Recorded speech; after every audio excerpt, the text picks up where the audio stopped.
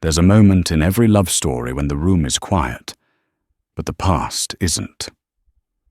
A voice gets a little sharper, shoulders pull tight. You say you're fine, yet your heart is sprinting, because this is not just a disagreement about dishes or texts. It's the old wound knocking. This is where healing relationship trauma begins, not in perfect days, but in ordinary nights where truth and tenderness meet. Picture a small kitchen after midnight, the fridge humming like a steady drum. One of you is staring at the sink, the other at a phone that won't stop buzzing. Your throat is dry, not from thirst, but from the fear of saying what you really need. If you feel seen already, you're in the right place, with whispered hearts. English, where we hold space for love to be both brave and soft. Research shows that old hurts often ride in on subtle signals. A slammed drawer is suddenly your father's temper. A delayed reply becomes the betrayal from years ago. Triggers aren't evidence that you're broken. They're proof that your nervous system did its best to protect you. Have you noticed the split second when your chest tightens before the words rush out? Here's the twist that many couples miss, and it changes everything. A trigger isn't about your partner's character, it's about your history.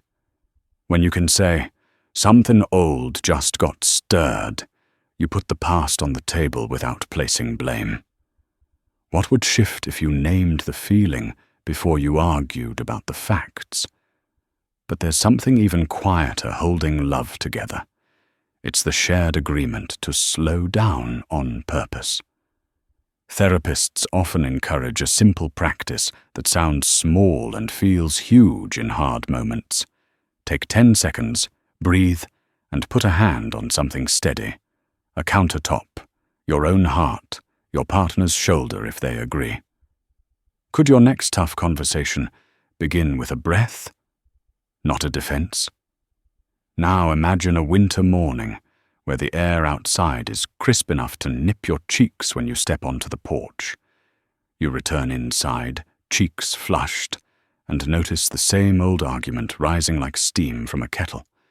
This time you pause and say, "I'm getting activated. My mind is back in an old scene." Your partner nods, not as a savior, but as an anchor. Where have you felt that quick nod land like safety? Research suggests that naming brings the nervous system down from the ledge. "I feel afraid you'll leave" is different from "you never show up." Fear opens the door to comfort. Accusation slams it shut. When you step toward naming the fear, your partner can step toward meeting it. Wouldn't it be easier to meet a fear than dodge a jab? But don't move too fast. There's a detail that often gets overlooked. The body keeps score long after the mind wants to move on. Your heart might be ready for forgiveness while your shoulders are still braced for battle. That's why couples who heal build small, repeatable rituals that teach the body safety. What might your 5-minute ritual be when the tension spikes?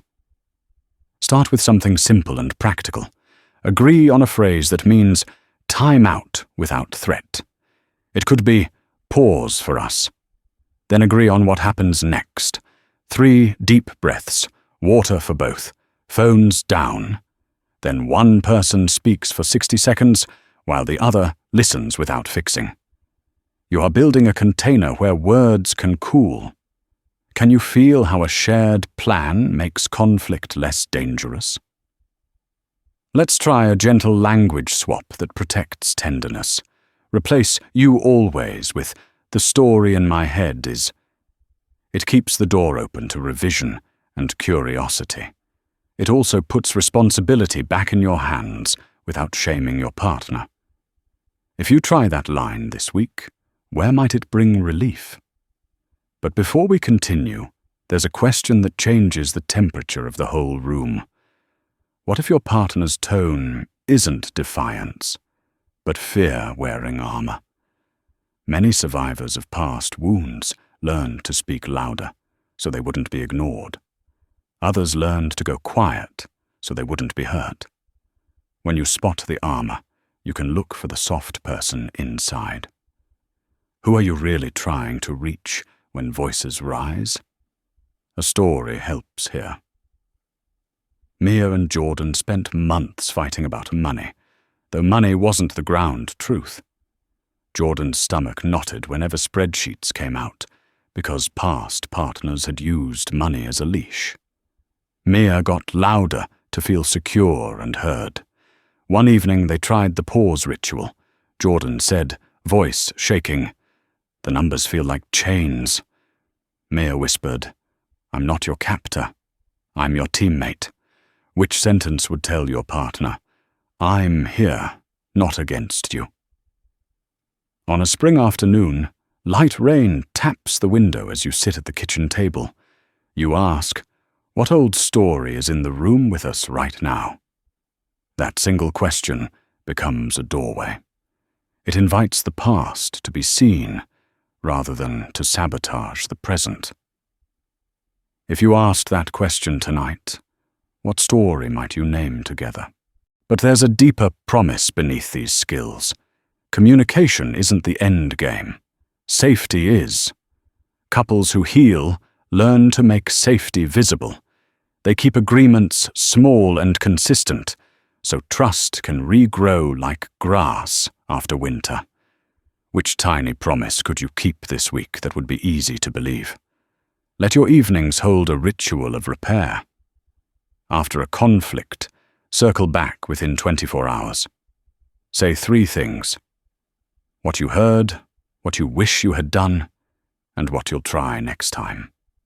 Then ask, is there anything I missed? Repair isn't about erasing what happened. It's about proving you can return, learn, and choose each other again.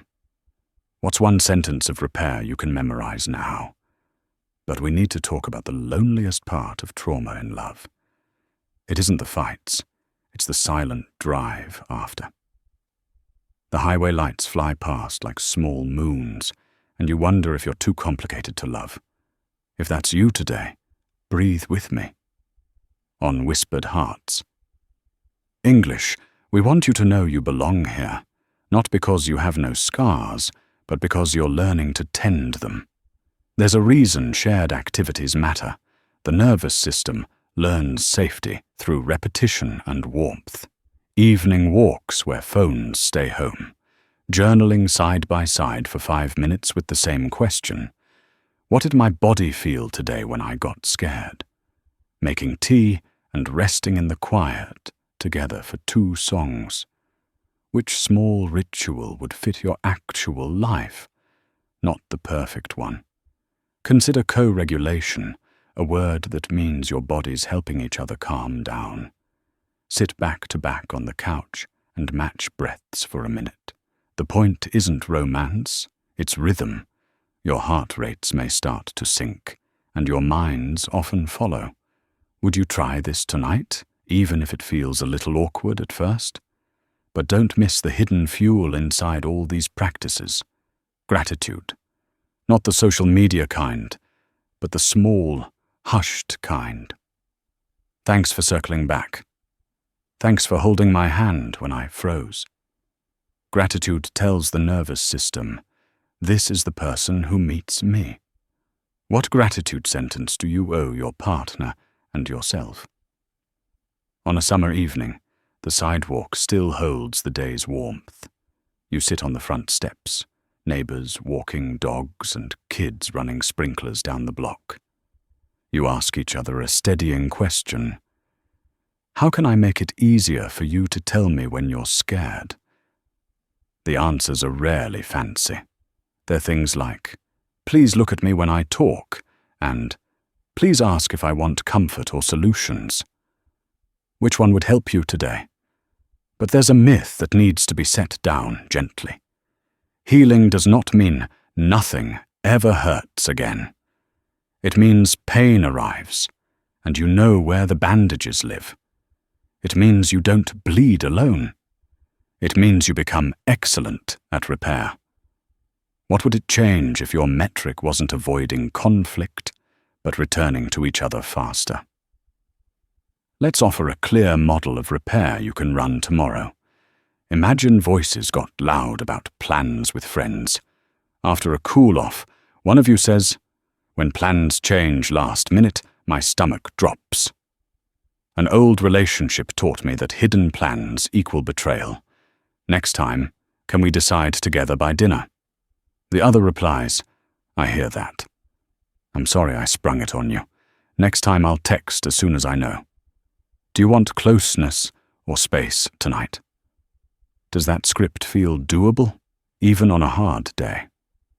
Research points to predictability as a trust builder. Small scheduled check-ins beat long, sporadic talks. Try a Sunday reset on the couch with calendars open and hearts gentle. Share one hope, one worry, and one concrete support you can offer. Which day of the week would be your easiest reset, even if it's just 20 minutes? But sometimes the hardest part is what happens when the past gets literal. A memory surfaces. A nightmare lingers. You feel too much. The rule in trauma-informed relationships is kindness with boundaries. Kindness says, "I love you." Boundaries say, "And here's how we can love safely." Where do you need both kindness and limit at the same time? On an autumn afternoon, leaves skitter across the street like 1,000 small letters you haven't opened yet. You take a drive to the park, windows down, the scent of dry leaves and coffee trailing in. You decide that, for now, your relationship will be a school, not a courtroom. You're both learning. What would it feel like to grade progress, not perfection? But there's another doorway that couples sometimes fear to open. Naming what you need during intimacy after trauma. Needs might sound like, "Slow down," "Stop for now," or "Can we talk instead?" Safety creates desire, not the other way around. How would intimacy change if consent and safety were woven into every step? Think of the ordinary places where resilience grows. A grocery aisle where you choose the snack that helped during a hard childhood and explain why. A commute where you share the song that used to carry you out of panic and listen together in quiet. Healing is not a destination. It's a playlist, a pantry item, a route home that feels possible. What everyday object could become a safety cue for you? But when the cycle feels relentless, remember this. Your nervous system loves proof more than promises.